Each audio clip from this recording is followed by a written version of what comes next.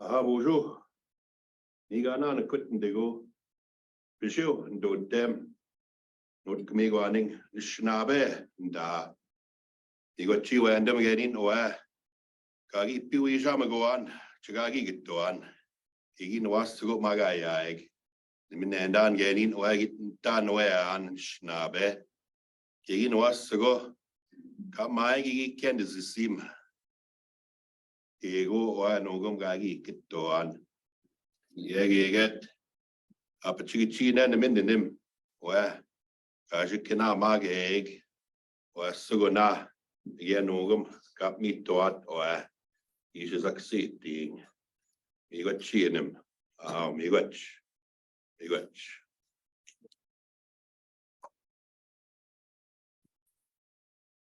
Everywhere I go,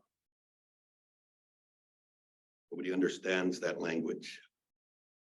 That original language right here where NDSU is built, where we gather here today, and so many of you, right? Minot, those of you online, wherever you are in this region, that language that I just spoke is one of the original languages of this area. This language that I'm speaking today is actually a foreign language here. May not know that, but it indeed is. And I actually talked about you all, talk about that. First and foremost, how honored I am to be in front of you all today. The work that you all provide for our way of life, our society, and those future generations. I'm so honored to be able to share with all of you. But I also mentioned in the language that there is probably nobody in the room, maybe other than my partner here, Melody Stabner, coordinator of Indian education for Fargo and West Fargo public schools. And again, I'm honored to call her my partner. Please welcome Melody Stabner, folks. Yeah. I'm sure, so I'm honored. But at the same time, what I said, folks, is that here we all are in this room. Many of you have gone to school many years to earn the credentials that you have, and yet probably none of you understood a word that I was saying in a language that is original here. And so some of the best practices that I'll be sharing with you all today is not to instill guilt as a result of that, but there are some realities with that. And I know just in seeing some of the themes and in talking to folks here at NDSU, and I offered this course as one of the continuing ed units here at NDSU, and it's titled Native American Best Practices for folks. And as I've seen what's happening in your landscape, wherever you come from, up the road at UND or across the way at Minot or wherever your home higher ed place is, I know retention is a big thing. How are we going to retain these folks in our place? Why are they leaving? What's happening? And then I'm sure you've also been exposed to things in terms of that best practice of how do we keep them in the midst of that. And I'm sure you've heard that creating belonging is probably at the first and foremost, the greatest best practice that you can do. So how do we bring that alive? So as you're chowing down here today and feeding your spirit, let me start by saying this. Assalamu alaikum. Assalamu alaikum. Bonjour. Je m'appelle Monsieur Blanche. Hola, ¿cómo estás? Mi nombre es Señor Blanco. Or Niao Zhang, Ulumbe, Ricky White. That's a few languages of introducing myself to all of you.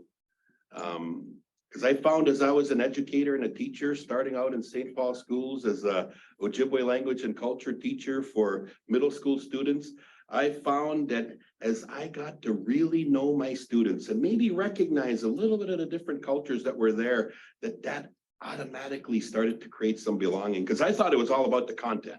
I thought, hey, I'm here to teach you this content, so you're here to listen to me, and hence, everything else will take care of itself. Well, folks, we're going to miss the boat, and more will be walking out of our places.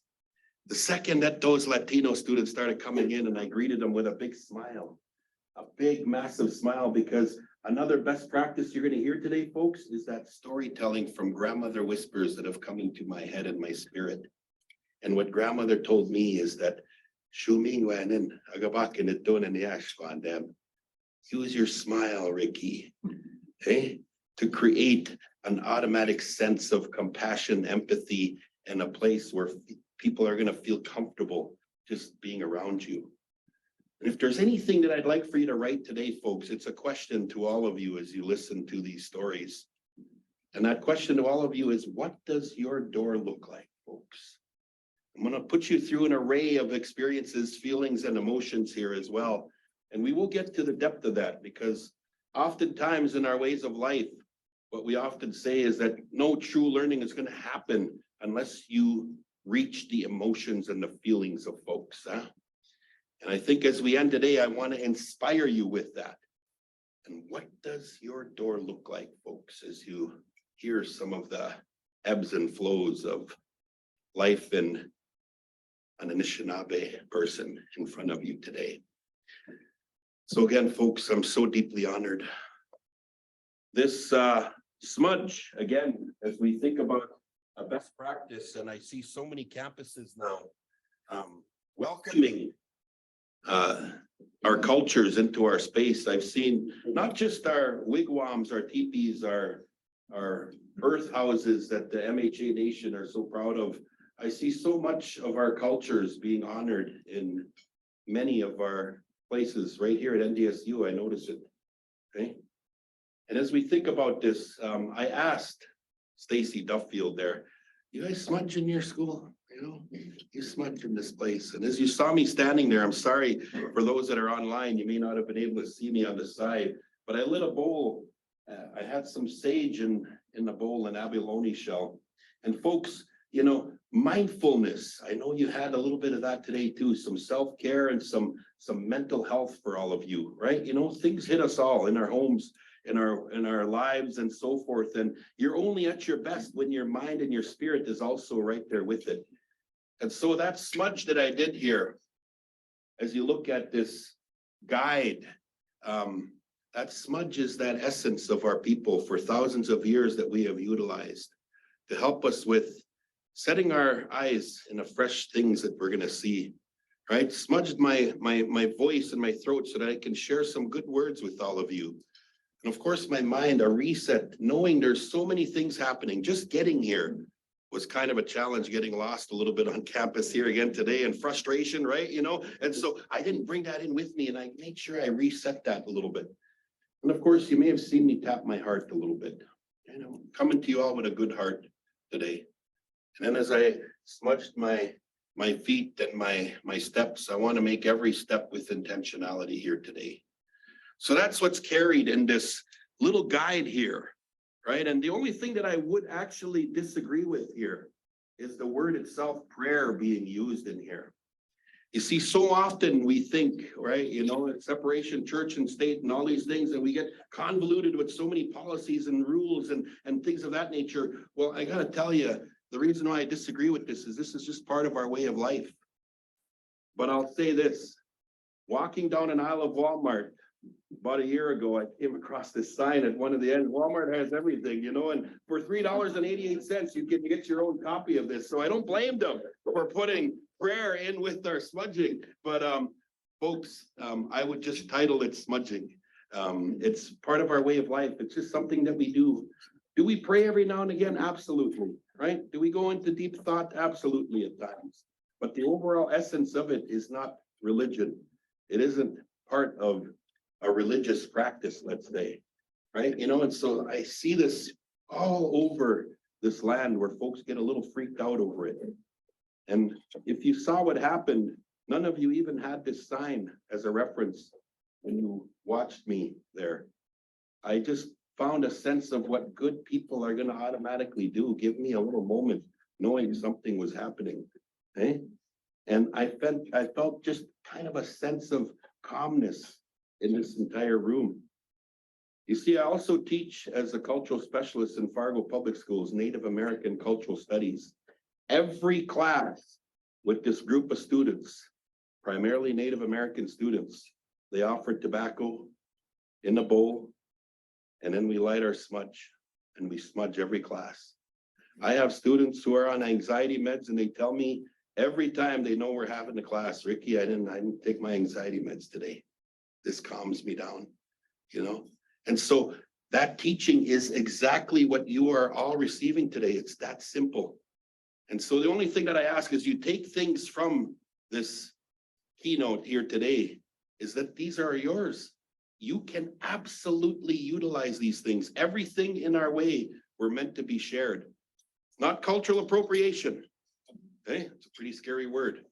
Most folks that aren't this color or have been brought up this way, that's another Native American best practice.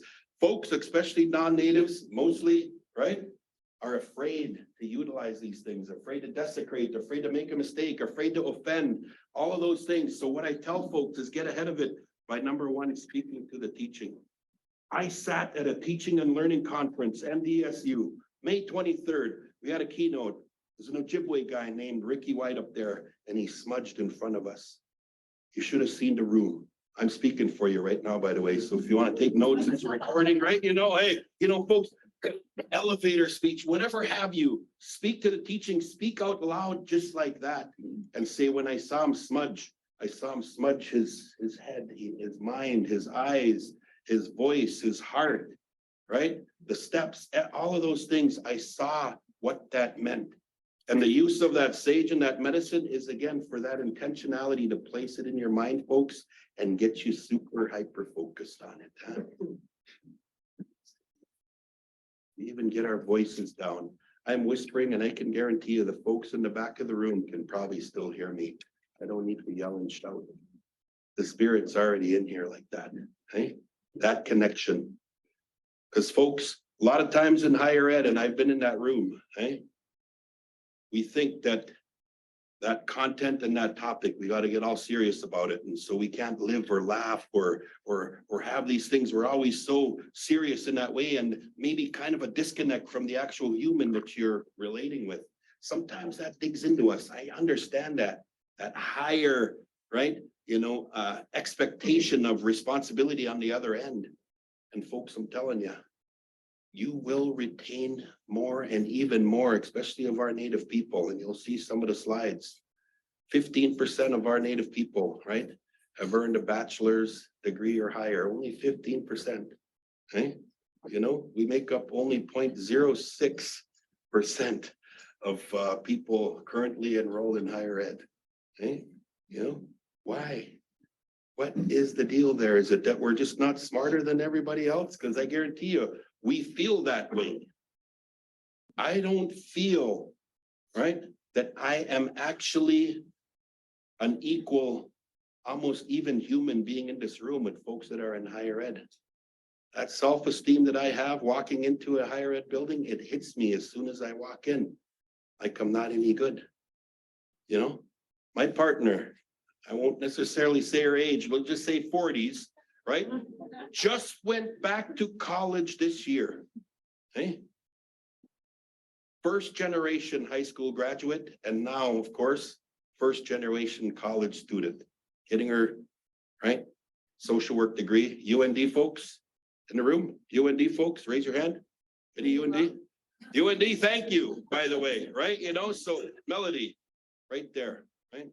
Only because it was online, and that's the only way she could get it, because she's also a mom and a full-time teacher. So many of that is on that landscape as well, that a lot of you may or may not know. I'm sure you do. That's part of that retention. That's what's keeping her in, right?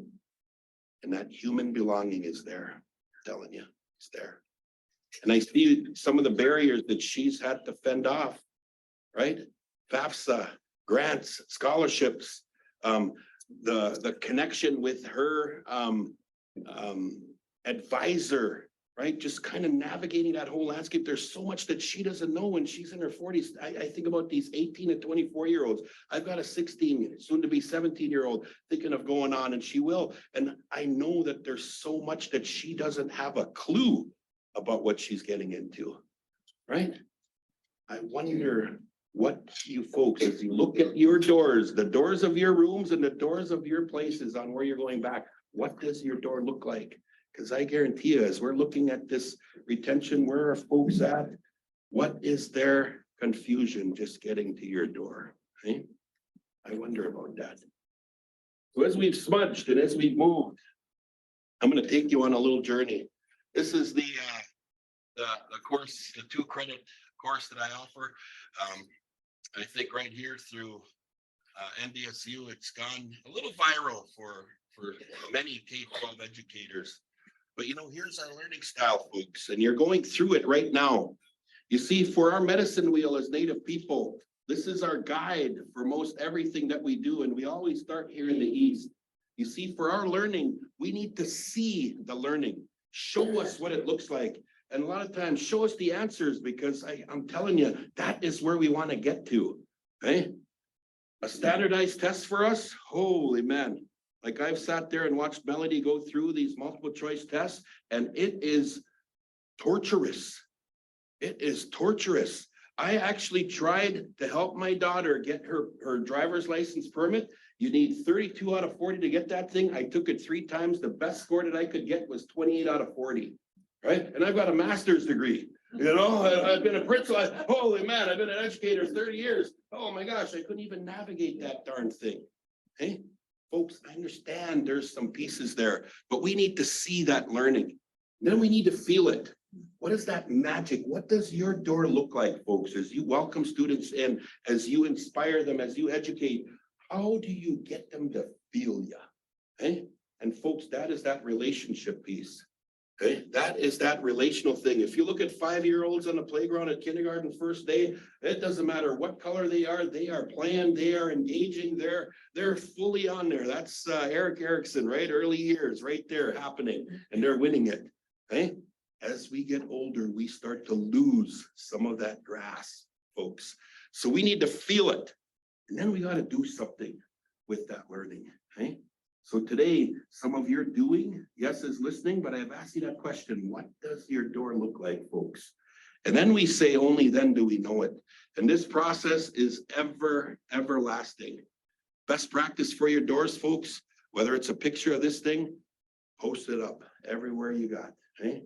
When it comes to Native American folks, again, speak to the teaching. Where did you get it? Where were you? Right? You can name drop me all you want, right? That might help a little bit too, but ultimately pay homage and respect to this. I guarantee you, your Native students, hey, you speak to just being here today, and you speak to that as we get into the fall next year, as you're planning all summer, I guarantee you there's going to be a connection there. There is going to be a connection there, okay? Ooh, I have your attention. Okay. This is some unfortunate things that I need to tell you about. A lot of times folks, they ask me, you know, Ricky, why is it that Native Americans have such disparities? What is going on? You know, why is it that 1 in 4 Native women will experience this type of trauma? Why are our homes broken? Why are only 50% of our students even just graduating high school? This is such a morbid thing to look at after such a beautiful morning. But folks, this is the reality that we are waking up to. This is the reality. Right here in the state of North Dakota, over 60% of all children in foster care. There's some 1,350 children in foster care today. 900 or so or more are Native American right now today. Every 4 Native American children born, okay, you see that, right? Quarter of them, quarter of them, 1 out of 4 born will be adopted. Folks, these are things many of you may not have known. Many of you may not know. And this is, again, a lot of those folks. Look at this one right here. They're walking through your doors every day. There's things going on. Okay? There's things going on. What are you prepared to do? You know, I've read the news right here at NDSU, right? The slashes, the cuts that have happened here, the millions of dollars, a lot of it is in that retention area. What kind of campaign, what are you willing to do, folks, as you spread this through? Knowing that the greatest retention best practice is creating belonging for your students that are coming to you. Right? What are you prepared to do? What does your door look like? Because this is what it looks like for Native Americans. And a lot of times, folks, we want to ask ourselves, why? why is this happening? Okay? Why is this happening? And there are a few things that I want to share with you. And it kind of will get to these guys right here. It'll kind of get to these guys right here. I'm gonna actually stop sharing so that way folks can just see the online. They could just kind of see. I'll go up here to view and make sure they have speaker view.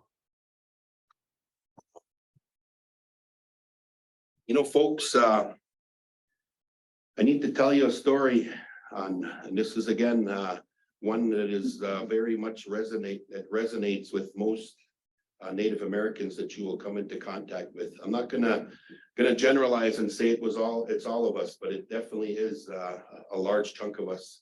And as I go through this story, again, remember seeing it, feeling it, doing something with it, and then knowing it. You're gonna have a deeper understanding right now on why our people struggle so much. And they're landing on your doorsteps right there in your higher ed places. This is my Robbie Adamson story. And again, what does your door look like, folks? You see, my Robbie Adamson story starts December 24th, 1984. I was 13 years old.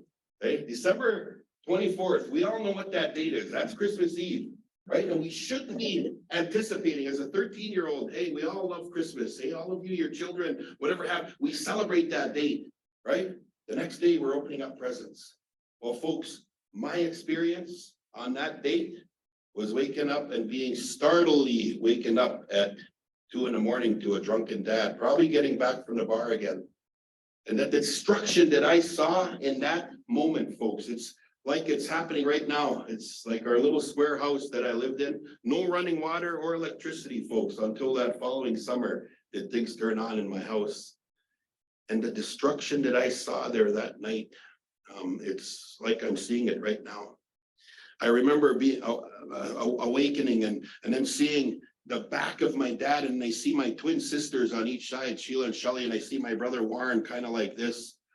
And then I remember I can kind of look over to the side of my dad, big guy like me. And I looked on the side and I could see where he was breaking through, and I could see my mom facing this way. And I remember the last thing that I saw was my mom doing this, taking off her glasses, knowing what was coming next. Folks, that brutal violence that I saw, my mom was just with us a couple of weeks ago, and it's almost like I could still see the scars on her face. And that moment, that changed the scope of where I was going to be going, because it was decided as we went. I didn't see Dad much more in the house, right? I didn't see Dad much in the house. He was gone. And then it was decided at the end of that school year that my mom and I were going to move to the local town of Kenora, Ontario. See, I grew up in the middle of Lake of the Woods, Whitefish Bay First Nation, isolated reservation. And about 60 miles north was this town of Kenora. And I remember as we moved there in that summer, I'm now 14 years old, and I'm thinking, okay, I'm an angry young boy, angry young boy. And sorry about that. And I'm angry primarily at one person. I'm angry at my mom. Why did you take me away from all my friends, my family? Why, right, are we here? Why did we move? And what did you do to Dad to make him do that to you? All these things were in my head as a young 14-year-old now in June of that following year, and in this whole new world of a town and a community. I absolutely disliked it. And I think my mom, she tried to bribe me a little bit, because she bought me my first bike, brand new bike. I don't have no clue where we got the money from, but she got me that bike. And then she bought me my first piece of technology. It was a Sony Walkman. Sony Walkman, right? One cassette tape. And I'm sure when she bought the Walkman, there was probably that cassette tape there. Here's your #1 artist, Cyndi Lauper. Right? Cyndi Lauper, right? I saw her recently at a Billboard Award. I think she had pink hair. I think back then she had blue hair. Cyndi Lauper, girls just want to have fun. All you guys, I don't even know if you knew who that is, right? Time after time, right? And I remember listening to that tape for hours and hours and hours, just silently by myself. And I remember one day, deciding I'm going to take off in my bike. And you know, I didn't communicate much at all with my mom. But as I left and I slammed the door and I started taking off on my bike, took off on my bike. I remember looking back and seeing just this small little silhouette of my mom in the picture window of our kitchen. I remember the look on her face, the sadness, the sorrow, the probably wondering, where's my boy going? No clue what was happening because we hadn't really even communicated. And I remember as I slammed that door and I looked back and I kind of went like this because as a 14-year-old, I knew everything, right? You know, and I just decided I'm going to take off. And I took off riding that bike that day. And we lived quite some distance from the town, about 16 miles out of that town of Kenora. Little dirt, right? Truck road. And I remember many times as semis were coming thinking, I wonder if I should steer it right into the next semi. You saw in that data sheet, right? One of the highest killers of a Native American right now today is murder and suicide, folks, in between the ages of 10 and 24, right? Minnesota just released more data reports that every month since 2010, folks, every month since 2010, 27 to 54 Native American women go missing and murdered every month since 2010. People even know that. I don't know. But here I am riding my bike as a 14-year-old, thinking the same thing. And as I got into town, folks, you know, again, as I got into this new campus, this new town, I'm riding my bike around, not a soul waving at me, you know, and there's Ricky in his braids and ball cap, right? You know, just riding around with Cyndi Lauper blaring in my ears, you know, and I'm riding around, nobody acknowledging me whatsoever. And I didn't see many like me. I didn't see many like me in that town. And I was almost ready to kind of call her quits and say, you know what, I'm going to run away. I'm going to get out of here. I was darn near ready. And all of a sudden up on the hill of this community center, I saw baseball floating up in the air, baseball floating up in the air. And I'm thinking, this seems interesting. So I figured I'm going to go check it out. So I rode my bike up the hill and sure enough, there were 5 boys playing ball there. They looked to be about my age. So I sort of loitered and parked my bike upside the backstop of that baseball diamond, right? That metal fencing on that baseball diamond. And the one guy, he's behind the plate there and he kind of cracks the ball and he looks back at me like that, you know, and just sort of like that. And I'm sort of stoic myself. And the second time he cracks the ball again. And this time he looks at me and he looks at the other guys and he walks all the way around the place. And he comes right up to me and he says, hey, we're short some players. You want to play?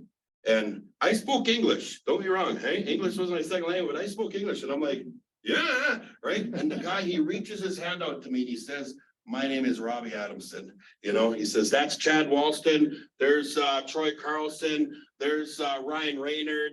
And there's Kyle Ferguson. Come on out and play ball. Folks, I got in and I played ball all day long. It's almost like everything that was happening with me just sort of washed off my entirety of who I was right there. Hey, you know, played ball with these guys all day. It was great. It was glorious. All of a sudden, 4:30 in the afternoon hits and they all go, we got to go home. We got to go home and have dinner with our families. That's what we do all summer. We go home and we have dinner with our families. I'm like, what? We're just getting going. No, we got to go home. But before we left, Robbie says to me, Rick, come down the hill with me though. I want to show you where I live, right?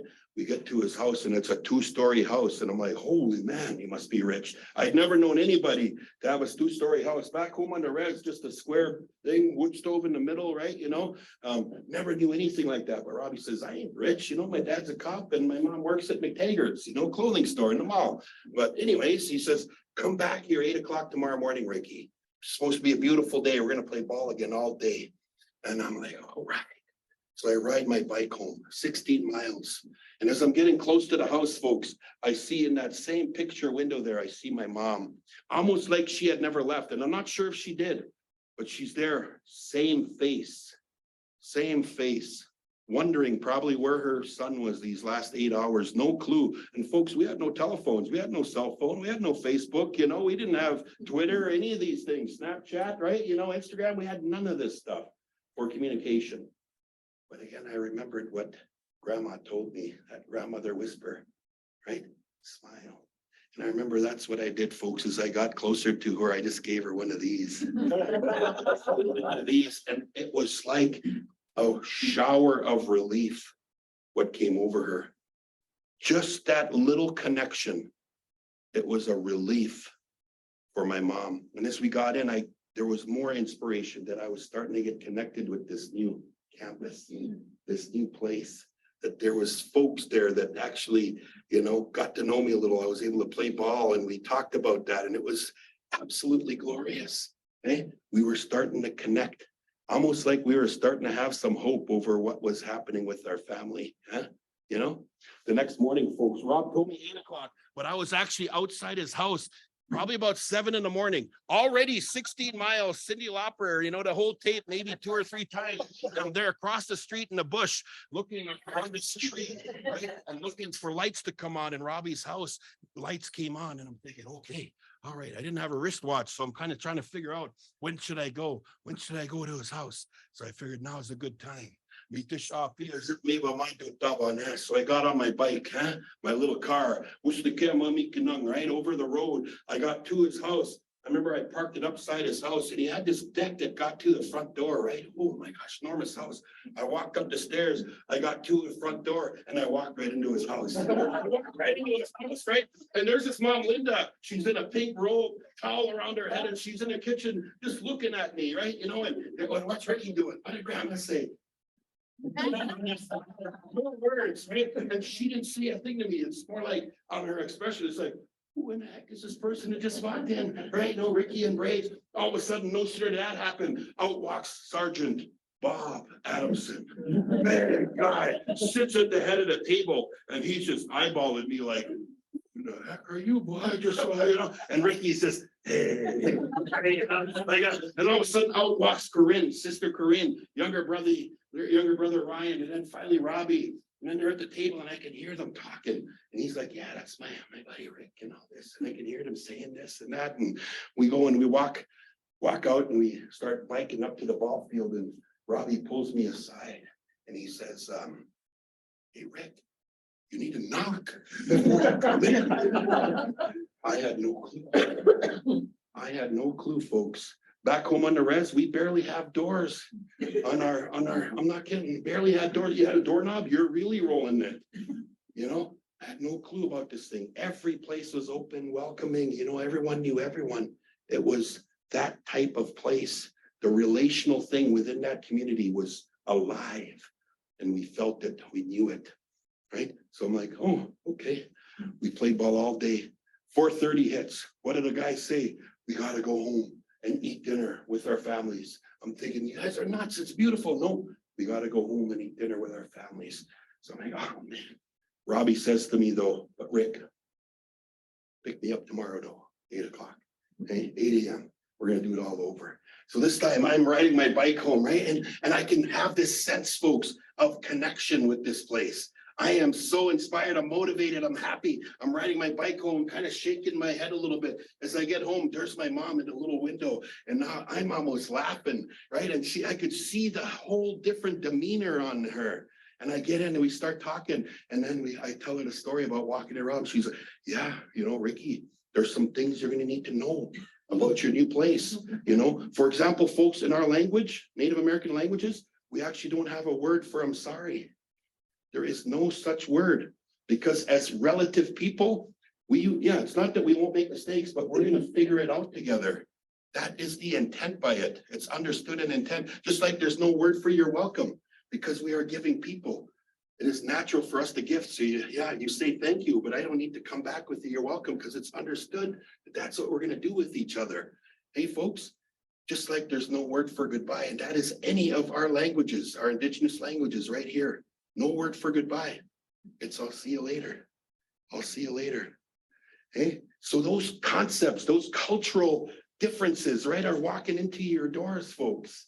What does your door look like? Hey, what does your door look like? Because mine was a lot different. I did not come pre-programmed to know. I needed to be taught. And I needed some empathy and compassion.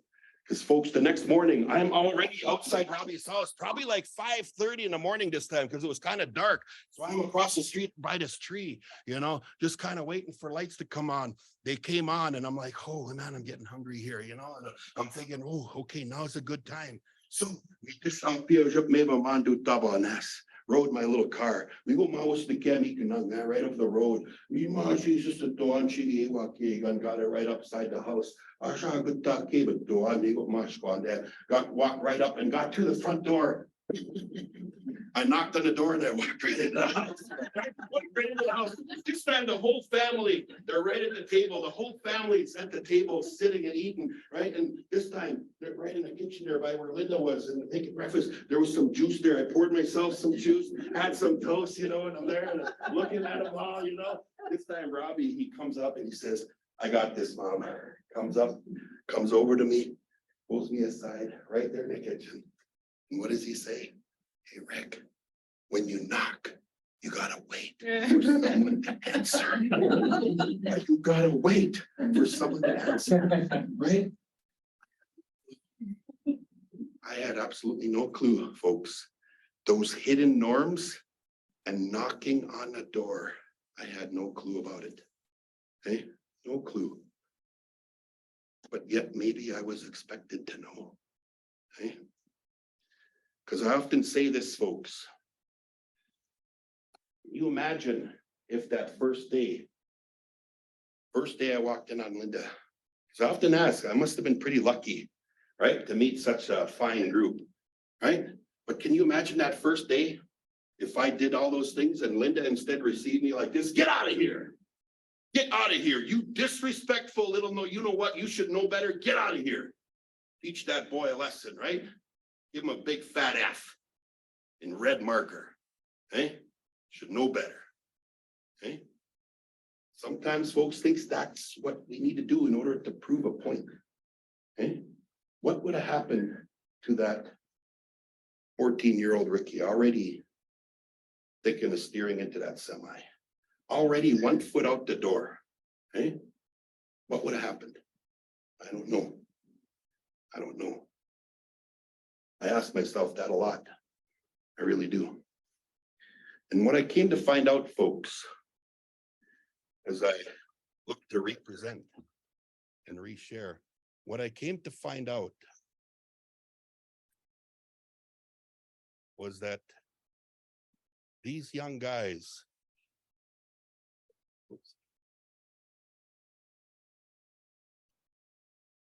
where's my sandlot? This was last year. There's Robbie. Don't mind what he's holding, right? Ryan Rayner, yeah, he's actually the mayor of the town. But there's Troy, Robbie, Ryan, Kyle, Chad Walston was actually there. Right? And when I came to find out about these guys in Robbie's home, because I went on to have dinner at their house quite a bit. You know what I found out is that they had training. They had training in their homes, not specific Native American training, but training on belonging. Because what I came to hear them say when I sat at their table, sometimes they had that black book out, not all the time, okay? But they talked about treating others with regards. Treat others how you would want to be treated, okay? Right? Don't judge the book by its color, kind of stuff. That golden rule, folks, it's that simple. What does your door look like? What does that golden rule look like as you launch your courses, launch your welcoming, your first few days as you welcome students, whatever have you? But what does that look like? Because I guarantee you, going with these fellas, yeah, there they are. I saw that. I felt it, right? Right? They showed me, we did things together, and I absolutely knew it. And it was established just like that. Okay? Because folks, there was so much that I did not know. And you know what? I asked Robbie this. I call him. I'll probably call him again. I'll say, hey, you're famous again, Robbie. Right? By the way, he manages a French fry company in Port Arthur Prairie, Manitoba. Great guy, kids, everything, probably going to retire soon. But I tell him this. And I say to him, Robbie, I shared the story again. You're famous. And he goes, Rick, you got to remember though, we learned from you, just like we learned just as much from you, right, as you did from us. Right? You learned just as much from us as, we did from you. Folks, that is bare bones, right? That is down to relationships and belonging. What does your door look like? Hey, folks, what are you prepared to do? Knowing that you're going to have an awful lot of folks coming to your door, probably confused, probably not knowing where to go, how to navigate. Hey, every person on campus, that's what my campaign would be. Everyone, this is what we are going to do. This is what we're going to say. This is how we're going to help you navigate and get there. Blackboard, all this, whatever it is, folks. How to get your textbooks, right? All of these kind of things. How to turn in assignments, oh my gosh, folks, there's so many things that could be barriers. I just think I just listed every one that I know I've experienced watching Melody. Hey, absolutely. What does your door look like, folks? Hey, I wish the story ended right there. I know I've got a little more time. My dad was a good man. Good man. Yeah, absolutely. No question. 8th grade education. My brother dropped out in 9th grade. Most of our family, my sisters, both are educators. Hey, one teaches at Lakehead University in Thunder Bay, Ojibwe language and culture. And what I will say is this, and Dad was a good man, but he had struggles and demons that most of us in this room may not even understand or fathom. Because on that last day when I rode my bike home, and I, of course, had the pleasure of sharing the story of what I learned from Robbie again, of, waiting for someone to answer. I couldn't believe it, right? And I'm sharing this with my mom and we're laughing and she's like, yeah, there's a lot of things that you need to learn, Ricky. And now we're at a point in time where I think it's a good time to talk about your dad. You see, Ricky, when your dad was your age, he was taken and put in a boarding school, a residential school. That was done with the vast majority of our people. Right here in the United States, 367 of these schools operated at the time, starting in 1880. The last one in Canada closed in 1997. And when my dad attended school, his hair was cut upon his arrival. He was beaten for speaking his language, beaten for any part of his culture, or no good. And he was also other things done to him. He was violated in ways that we should never, ever want for any human. And that happened to him all the way up until he was 18. And he didn't get to see his parents only for maybe a few days or maybe a week or so in the summer, maybe Christmas. But other than that, no. And that's a lot of our people have had that, folks. At one time, it's characterized that there were about 10 million First Nations or Native Americans right here on what we call Turtle Island. By the 1930s, we went down to almost just barely over 200,000 of us left. We're now back up over into the millions, but can you imagine from 1930 to now, this resurgence of millions, what they are now born into, what they're born into with the loss, with the things that have happened to our people, right? The degradation to where we are, to things that we don't know, right? That's a reality of where our people are born into. And that's why it's no surprise that we only make up about 15% of our people that have earned a degree, okay? 0.6 that actually are in or even barely make it, What are you prepared to do, folks? Because my theme to a lot of this and to the course that I offer and when I share and what I say is what is good for a Native American is good for all. That really is the truth, right? That the storyline of what I've shared with you today, when I told you I'm going to tackle your hearts a little bit, that it's good for all good people, right? That is the magic that can absolutely be recreated and get you to retain a lot more folks. What does that look like in your campaign? What does that look like when we say, come to this place? this is how you'll be treated here. Because all of our staff are good people as well. And they will make you feel like you belong here. Okay? Absolutely. That's the greatest best practice. And that's what these guys did for me. You know, every one of them, they did that for me. And the reality is, folks, you know, there's just so many barriers, you know. Here's another cultural teaching for you.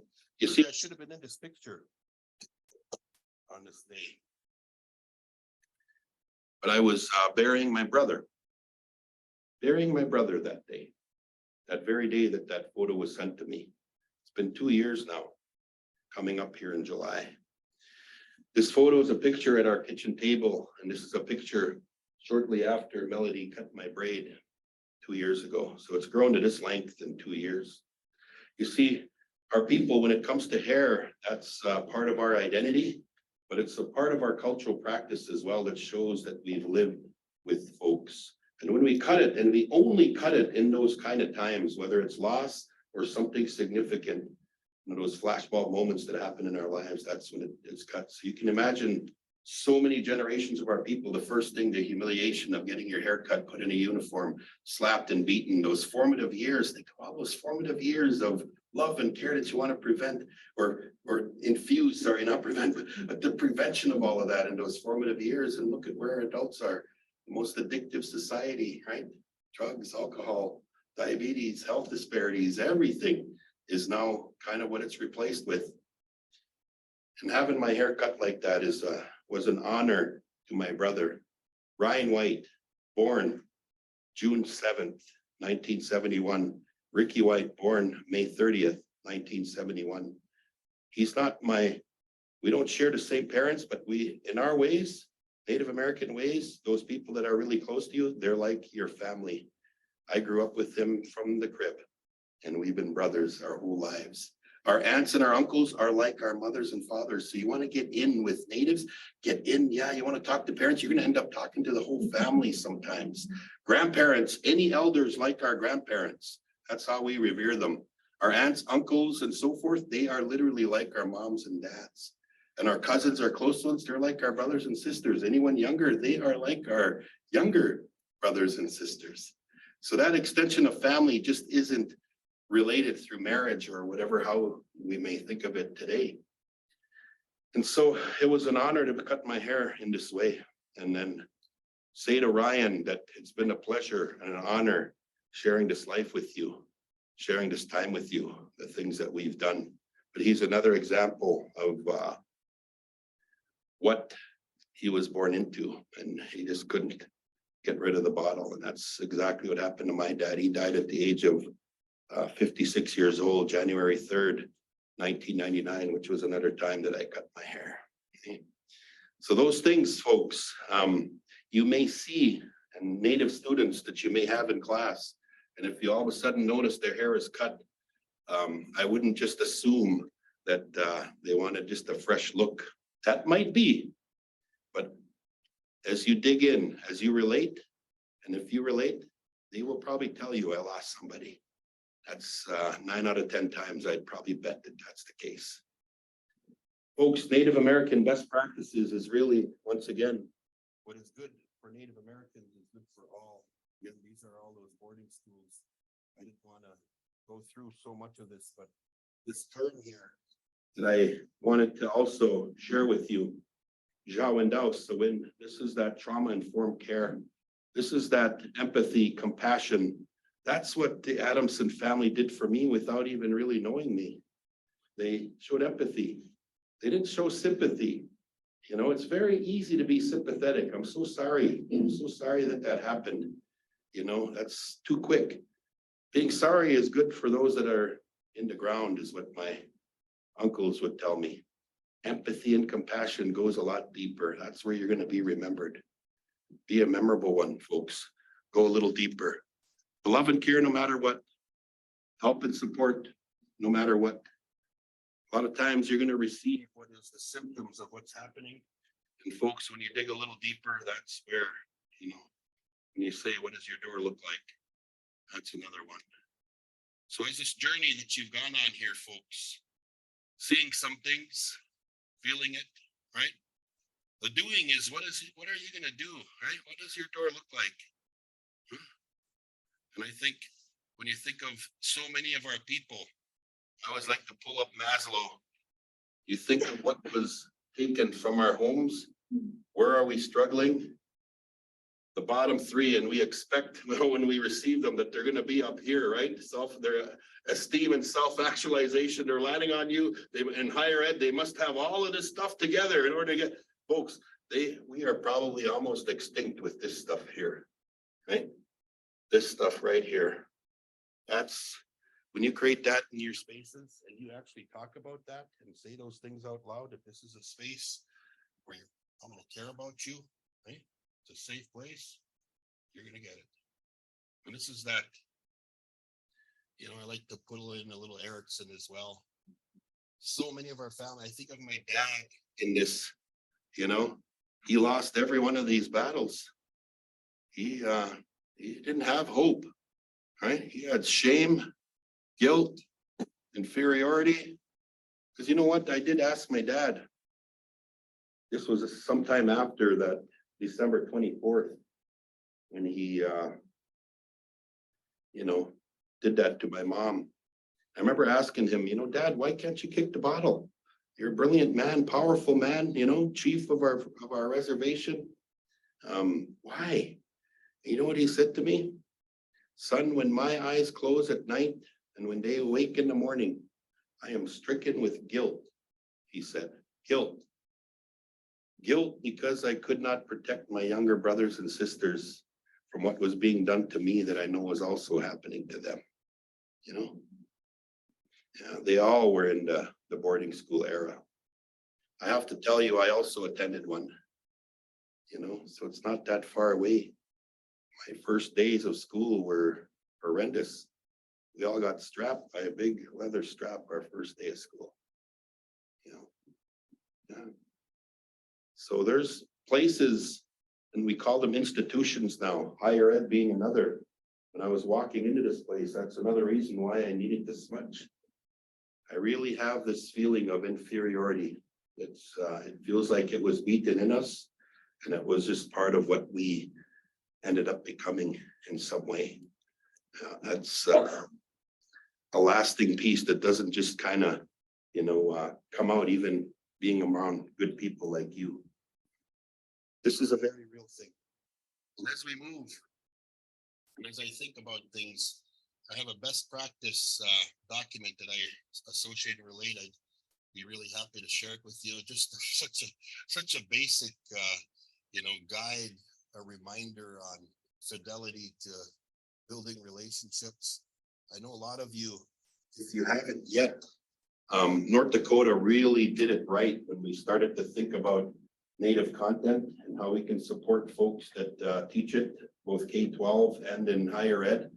North Dakota developed a free warehouse of Native content, and it's right here housed in this website. You can get it on your phones. You can get it on any tablet, computer. The web address is teachingsofourElders.org. TeachingsofourElders.org. And it's been around, believe it or not, for probably 8 years now, but so many people don't know. There's hundreds of lessons in here, and you might think it's geared more K-12, but it's really what's good for Native Americans is good for everyone. What's good for K-12 is good for post-secondary. What's nice about this piece is when I say they did it right, they consulted with the elders of each of the 5 nations here in North Dakota. 5 nations that I wonder how many of us in the room know even which ones those are, right? Which do we all know the 5 nations in North Dakota? The 11 in Minnesota? Probably not, right? But it goes even in depth there because it's not just about the 5 nations here in North Dakota. It's really just good teachings. And that's what those 7 essential understandings that are in here: relationships, humor, storytelling. Yeah, there's things on our government structure, right? There's so much wealth in here. And what is here for all of you is there's hundreds of elder interviews, literally 3 to 5 minute Ricky White type of storytelling, humor, experiences that for you, it's a plug and play. When we're not comfortable because we're afraid to desecrate, hey, here's Alex Dakota from Turtle Mountain, elder, to be able to speak. By the way, he's got a master's degree, huh? Minot folks here? Any Minot folks? I know there's probably some online, but he does some professing there. Also, so many elders from each of the nations, and they're highlighted in here under elder interviews. So a nice piece for all of you if you're looking to kind of infuse just a piece of native content into anything that you're teaching or putting out there. A nice little resource for you. Here, okay? And finally, folks, I wanted to honor, are there any veterans in here? Any folks that are currently serving or have served? Folks, I want to thank this gentleman, please, if you would. Let's have a round of applause for this gentleman. The others, I know we all know, but deeply honored to have you here with us. When we think of another best practice, folks, and we think of that warrior way, what that warrior way is that we're not going to leave anyone behind. Because what would that comrade, somebody on the battlefield, and one of your comrades is wounded on the battlefield, what are you going to do? You're going to go after him, bring him home, right? Bring her home, right? No matter how wounded they are, right? We're going to bring them home. We're going to keep them. Do whatever it takes, right? What if that person is so wounded, mortally wounded, not going to make it? What are you going to do? Bring them home anyway. Okay? Go get them anyway. Do whatever we can. Okay? What if they don't want to come home? Drag them right home, right? Let's do it, right? We're going to go that step. Folks, again, what does your door look like? That warrior way is definitely in every one of you. Right? It's an innate thing. We don't want to have anybody leave, but we know many are leaving our places. That's just the state of where we are. Right? You have an opportunity. It's right there in what your door is. So what are you prepared to do? Diane, folks, I just have to say, it's a deep honor to have been asked to share. I don't take this lightly. And I know as you leave, there's so much enriched things that were exposed here for you all today as you go through your summer. Make sure you take care of yourself. And that was one of them today as well, that self-care. I often hear many of you might be flying, right? And what does the stewardesses or the folks say is they're telling you all the instructions, right? They say, when the oxygen masks come down from the ceiling, make sure you put one on yourself first before you help others. Okay? You need to make sure you do that as well. We need you in a good place as you're right working in the areas that you are. Just think about that. And again, as we think about the journey here, I want to thank you for being Robbie. What's your name? Mark. Mark? Okay. Nice to meet you, Ricky. As we go, folks, I just have to say it to me, which he was in Doye, go up on Giganin. I should go Kendaban. So I win the morning and Waganishin Kanegego. You are you go end of me. I go Kanawa, again, I'll have to translate because I know none of you understood. I just said I'm so thankful to have had this time with all of you. I want to thank you, and I'm honored that you received just a couple of little teachings, a little bit of what I had to share here today. And I think we can all agree that we have one mind on that. That's a very powerful thing, that one unilateral mind on what you heard today, what can benefit all of us. I think that's the greatest thing. In our home, we decided to get 5 shots in our arms for COVID. And I heard this recently from elders back home. They honestly, truly believe that we're not going to come out of this until we get over our indifferences. There's so much in the landscape that's hurting people, so much division happening out there. And we need a little more of that Zhao and Dao Suin, that love, that care, that basic good for each other as humanity as we go. That's another what I believe to be not just what's good for Native American, but good for all. Eh? So I want to thank you. And as I go into that, one last thing. I promised the folks here, I was going to joke with you and tell you that I was going to keep you here for 3 hours, that I'd guilt you if you left. No, I wanted to sing a song for you. This song that I'm going to sing here today, It's a song that I composed actually during COVID. It's that very essence of treating each other well, eh? Ja and Daus, the wind. That is a gift that all of us have, no matter what our culture, no matter what our person, you know, it's something that you can take from here. So I'm honored to be able to share this with all of you here today. I went to a Catholic wedding a few years back, and it was my third time in a church. And I've never knelt and stood so many times in my life, but I didn't know what I was doing, so I just followed along, right? You know, so I have to give you a best practice of saying, probably going to wonder, what do I do when he's singing? Just sit and receive everything. Sometimes we stand for our songs, but this one, I'll just have you sit and think about what your door looks like and what you're going to take away from this. Okay, here's the song.